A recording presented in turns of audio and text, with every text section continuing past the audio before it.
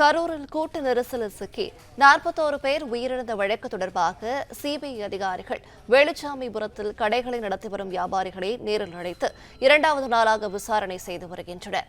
கூடுதல் விவரங்களை செய்தியாளர் அருள் செல்வன் வழங்கிட கேட்கலாம். அருள் செல்வன், வணக்கம். விவரங்களை சொல்லலாம்.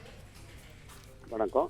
கடந்த செப்டம்பர் 27 கரூர் மாநகராட்சிக்குட்பட்ட வேலுச்சாமிபுரத்தில் நடைபெற்ற தாவேகா மக்கள் சந்திப்பு நிகழ்ச்சியில ஏற்பட்ட நெரிசல் காரணமாக 41 பேர் உயிரிழந்த நிலையில இது தொடர்பாக சிபிஐ விசாரணை நடைபெற்று வருகிறது. இந்த விசாரணையின் அடிப்படையில கடந்த 2 தினங்களாக சிபிஐ அதிகாரிகள் அப்பகுதியில் இருக்கக்கூடிய பொதுமக்கள் மற்றும் வர்த்தக கடைக்காரர்களை அழைத்து விசாரணை மேற்கொண்டு வருகின்றனர். சுமார் 300க்கும் மேற்பட்டோருக்கு சம்மன் அளிக்கப்பட்டிருந்த நிலையில இரண்டாவது நாளாக இன்று உணவகம், பேக்கரி, எலக்ட்ரிக்கல்ஸ் மற்றும் செல்போன் கடைகள் நடத்தி வரும் 6 பேரை இன்று ஆஜராகி இருக்கின்றனர். நேற்று காலை முதல் மாலை வரை 13 பேரை விசாரித்த சிபிஐ அதிகாரிகள் இரண்டாவது நாளாக தற்போது வரை 6 பேர் விசாரணைக்காக ஆஜராகின்றனர். மேலும் இவர்கள் 13 பேர் வரை இன்று ஆஜராவார் என்று எதிர்பார்க்கப்படுகிறது.